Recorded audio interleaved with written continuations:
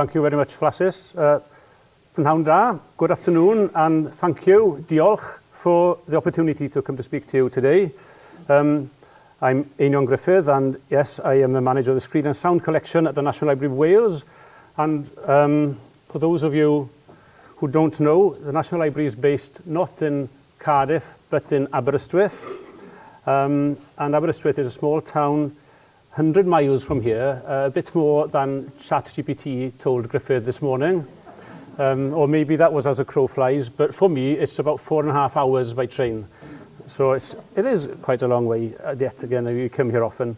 I also need to tell you that the National Library of Wales is much more than a library. As you can see from this graphic, we are Wales' largest archive as well. We have substantial holdings over a wide range of material, books, manuscripts, documents, pictures, maps, and of course a substantial amount of audiovisual material. I'm speaking today at the end, or nearing the end, of a successful project to establish a national broadcast archive at our library, which we expect to complete actually in 2026. But it was a project which started in 2017. And my message today is we're in a different world now to where we were when we started. And there have been big changes in the world during that time, and these changes have implications for our project's outputs and outcomes, and to the way we plan to manage material in the future. The project received significant funding from the National Lottery Heritage Fund and the Welsh Government, and the project achievements include building up a digital archive, quite a large one, although I've seen larger ones, I must admit, yesterday. So we are a small country, but we've got quite a big archive by now, I think. We've got over 400,000 digitized TV and radio programs. Effectively, they're from the 1950s onwards. And we have a website which might give you an idea of the extent of the collection. The website is clip.library.wales, so you can go and see this in your own time. And you can see our holdings. I believe we're in a fortunate position of having a large proportion of the archive digitized and available for anybody to study. The breakdown between broadcasters is that it looks like 90% of the BBC Wales holdings we were given have been digitized, 100% of the S4C material, about 25% of the material we hold from the ITV Wales. Our project has actually been digitizing quite a bit of their material to increase the proportion of the ITV Wales collection that's available for people to see. And we have a few more facts of what we were aiming for, and you can see that we actually went further than was planned. So we had planned to have 140,000 hours of material available. We'd actually got 340,000 hours of material available, and that's about 40 years if you want to watch it or listen to it all in sequence and you don't sleep or anything. And in petabytes, it's about 5.5 petabytes so far. We are still growing, still some work to be done to complete this. The increase is based partly on adding our own off-air collection. We've been collecting material actually since about 1980. We've been recording material off-air. And since about 2007, we've been collecting material digitally. There was a digital transformation, so that's the content we've been able to add quite quickly onto this. And also, we've been adding S4C material from the Welsh language broadcaster. They were not part of the first iteration of the project, so that's another reason why we got more content on. I'll return to the online material later, and also, well, some of it was actually sheer hard work. We digitized 11,800 clips of film and video, and that was hard work by our team, digitalization team in the library. And additional to that, about 151,000 pages of BBC radio and TV scripts have been digitized. And I go on to another change. So the project was changed a bit by the review which happened during COVID, when the National Lottery Heritage Fund invited us to think, are you really going to do this? Can you do something different? And we obviously brought on S4C. And also we did some other changes. We decided that it would be a good idea to open more clip corners. And you can see, now this is a slightly old map of new locations we have opened across Wales.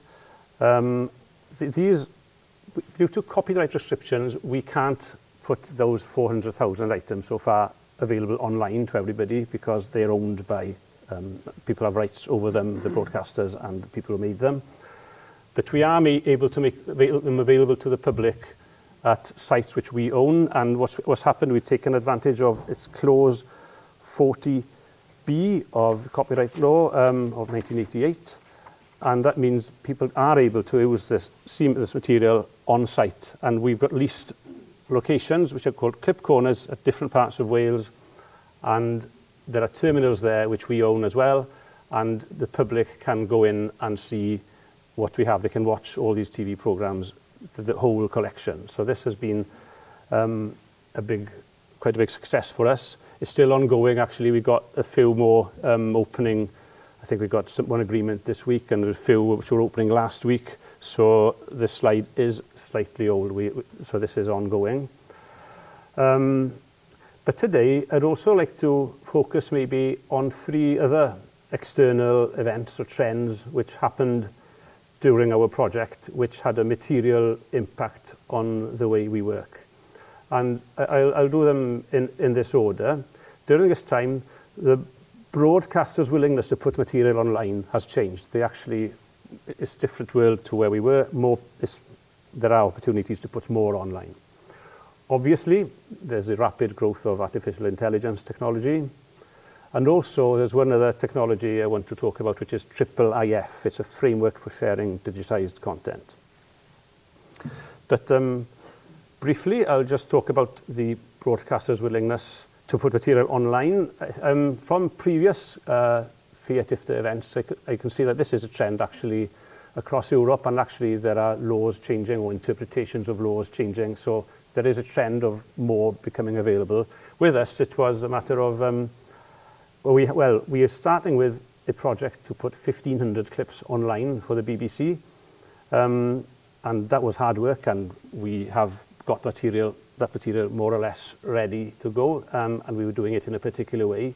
But ITV told us that they wanted much more of their material online as well, and much more as in a change of scale of material. So we have had to change the way for that part of the work, the way we cleared content, the way we edit it, the way we describe it, and the way we delivered it in order to get more content online. And the material is now going on at a rate of about 100 clips a day, which is great for our users, actually. But it's not something we expected when we started, that we had. I think we have 5,500 clips online on our website. So that's actually a correction in itself. You can look up where you come from and see quite a few clips at home now from that collection. So, and that's in our online to all part of our website. So that has been quite a big change, and that's why you see, if we go back, no, that's why that number has gone up. However, that collection is still currently not much more than 1% of the collection. So we'll see what happens. We know we are still doing more to get more available online, and we'll see what other broadcasters think of as well, because there are stakeholders who really are interested in us making much more available online than we have in this current program. Now, I've got 2 other more technical subjects to cover, but I thought, well, I don't really want to show you XML slides. I thought maybe instead of that, especially because much more proficient people have spoken before about these technologies anyway. So instead of that, I've got a little interlude, which is this video. So you can see a video of actually the history of Welsh broadcasting. It's actually protests carried out in the 60s to establish a Welsh language television channel. It's a very long-running campaign and included the occupation of TV studios, climbing of TV masts. It carried on into the 70s and 80s and was ultimately a successful campaign because it culminated in the establishment of S4C in 1982. I think it's a very special and important story because it helps show how the Welsh language is a driving force in a lot of what happens in Wales, and particularly what happens in Welsh broadcasting. So that was the interlude. Now I go to slightly more technical stuff. And this is artificial intelligence, part of the story, which, we already planned to do this in 2017. It was a key part of the plan we had, and it was aligning with what we knew, obviously, everybody else was doing, which was voice to text on the videos, digitized videos we have. And we had a specific use case, I think very similar to one I saw earlier, remember from who, 90,000 audio tapes from BBC. I think Ireland was the case, wasn't it? It's very similar. And I mean, the metadata to go with them, with the radio programs, wasn't very detailed. So they were a perfect case for voice to text. About 40,000 of them are in the Welsh language. So this was maybe an obstacle because at that time, Welsh language voice to text, although it existed, it wasn't particularly good, it wasn't useful, it only worked with some types of people speaking it. So what we did, we got to work with the experts in the field who you met yourselves earlier, Gruffudd from Bangor University, Gruffudd Priest, and Carnarvon Bedwyr had models already to do Welsh language voice to text. And our plan was that we would use that model, then we would activate volunteers on that output and make corrections to the output, and then we could feed that back into the model and teach the model better Welsh so that we raise a standard very similar to what was being described this morning by you, William. So that was the plan we had. But a few things happened. One was we had quite interesting problems with getting agreements to get this to happen. They are actually very similar problems, I think, to what William was alluding to this morning with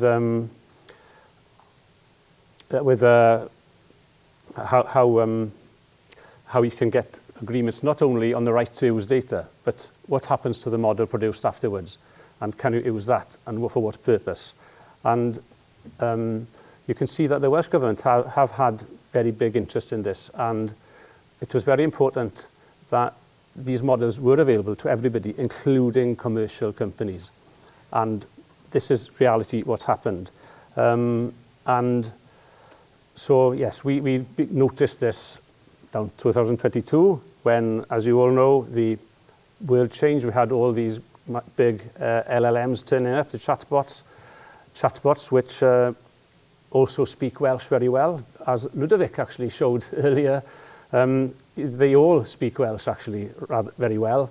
And in parallel to that, the voice-to-text models also improved. And this is something this is what this slide shows. This is a file we sent to Trawsgrifiwr of Bangor University about 2 years ago. And then I sent it again 2 weeks ago. You don't know I did that, but I did. And the difference in quality is very substantial, down from about 12 errors to 1. And English also improving. And what this is a model which speaks English and Welsh, which is what we need because that's what people speak. They do tend to change code. So this actually is clearly now an usable model for us. And it does beg the question, do we now need to put resources into improving the model further? Which is a good idea to improve it further, but do we put our resources into that now that we have a model which works? So we'll see what happens with that. But there are other challenges for us, and I'm going to move on to another project which we are now a part of, which is the Intelligent Systems for Screen Archives project, which is led by King's College London, and we have joined this. We are partners alongside quite a few other archives, which, well, I do know who they are. National Library of Scotland, Northern Ireland Screen, North West Film Archive and Yorkshire Film Archives are all part of this. And we're looking more strategically maybe at AI and looking at how it can work for us. We're going to be able to carry out experiments to see what works in practice and what benefits can we get. So obviously we can do these experiments with voice to text and also very important keyword extraction and all other extractions which we've been seeing during this seminar. But we are under pressure, maybe as you all are, to, get productivity or somehow make AI work. We're all at a situation of facing cuts and a situation where people retire and not replaced. So that's something, I'm echoing somebody there, I think. This is where we're at as well, and we need to find ways of getting the work done and using AI to do that. So this project enables us to do a real experiment, and this is what we're taking on is a problem which turns up very frequently with many actually of our collections, but we've got one in mind in particular, where there are large video files with many clips on them, but the records are for the clips, but there's no record for the large file. So there's a mismatch between the data we have and the file which came from one videotape. We also have exactly the same problem with Canon film, of course. But the one in the particular case I'm working on is with video. And this is very troublesome because if you have a record and what we will do now, first of all, is we link the record to the large file. So you find a record of a small clip. It could be sheepdog trial in mid-Wales, if you don't like that sort of thing. But you referred to an hour of different clips, about 30, 40, 50. And if you watch them all before you find the one you want, or maybe at least half of them. So that is, a problem we want to take on and say, right, can we find the part of the video where that record belongs? Can we get that time code from that? Can AI do that for us? So that is a question I asked Daniel Chavez of King's University the day before yesterday, and he was willing to have a go. So we'll hope we can see. I'll get back to you if that works. So that is one challenge we're taking on in a strategic way as a part of this project. And I'm going to talk to you about something else which is very important to us. I don't know if it's important to you, and I'd like to find out. And that is IIIF. So you can see, maybe if you can't read small writing, you don't know. IIIF stands for International Image Interoperability Framework. Interoperability, yeah. Sorry. It's a big thing in many advanced libraries, including National Library of Wales, where we digitize a lot of images. And we've been using this and doing this for actually decades by now. And maybe the key word to start with this IIIF is the word image. And when we started in 2017, this framework did images. It did not do videos. So we did not consider it, even though it was such a key technology throughout the library. We did not get involved with this technology for our project. But it was sort of coming, and now it is supported, very much supported as a part of that framework. So this is a new opportunity. We probably won't do it as a part of our project, but it's an opportunity for us moving forward when the project finishes to understand what we do. And it's a possibility of connecting to more international users. So I said international, so that's a map of the institutions who are part of this framework. They include the British Library, BNF, Austrian National Library, various aggregators, including the Internet Archive and Europeana, universities like Stanford University, Leiden University, Göttingen University collections, and museums like the British Museum, John Paul Getty Trust. Maybe these are institutions who are not here, though. So that's why I'm asking the question, is this something which is of interest to others? The interoperable element, I think, is the one which matters most. So let's just show you this slide just to get the idea. So institutions can view and use each other's data. They can interoperate with different viewers, which are what I'm showing here, viewers, a little software to see, to look at the content. They can access or superimpose elements from one item with a related item from another institution. There are description standards which make this possible. The metadata describing these objects is controlled XML data, which is open and accessible. The technical term for the key metadata element is manifest. And we have a community which takes an interest in accessing and studying data which is available in this way. It's an important tool in digital humanities. They have APIs which can query this data very efficiently. And without going into detail about it, it's worth emphasizing its flexible structure.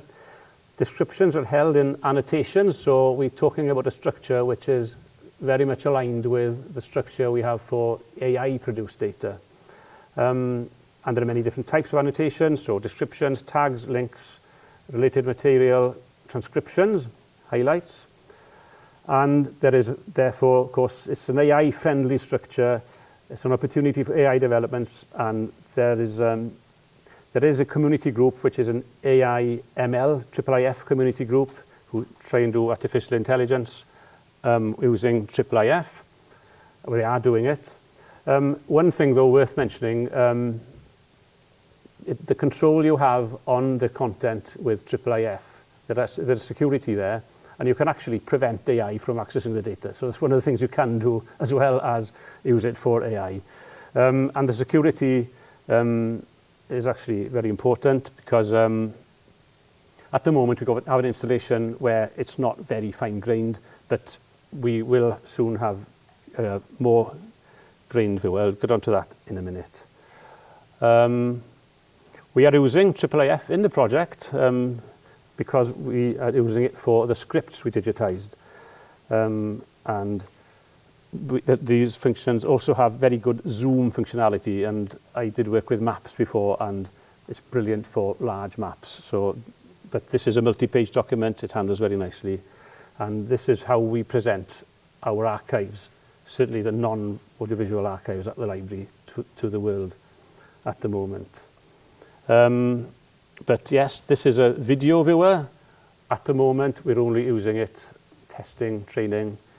But it does work. There are quite a few viewers, quite a few people are using it. But we need to do our upgrade. We've got a Fedora server which needs to be upgraded, and when that's upgraded, we will have the fine control, detailed security, so we can do what we want to do, which is show material, maybe some of the material certainly only in selected clip corners which we own, and not everybody on the web, and maybe other material, everybody on the web can see it. So we can do that sort of granularity. And that is more or less what I have to see. I'm very interested in connecting with anybody in this community who are using or thinking of using IIIF in a collections. Please, I'm very happy to meet you afterwards if you are into that. And I'll finish in conclusion that the Wales Broadcast Archive, I think, has been a successful project, but in a changing world, it's been necessary to be flexible and to deal with events and problems which arise and make them opportunities rather than problems. We've taken those opportunities and we've made more content available and accessible to the people of Wales, and our work continues as the National Library of Wales has a large collection of not just broadcast material, but also non-broadcast material, which broadcasters actually like. So we are working to digitize that as well. A lot of that's not digitised, so that is going to be sort of the focus of our work moving forward, and developing that after the end of our project. Diolch yn fawr.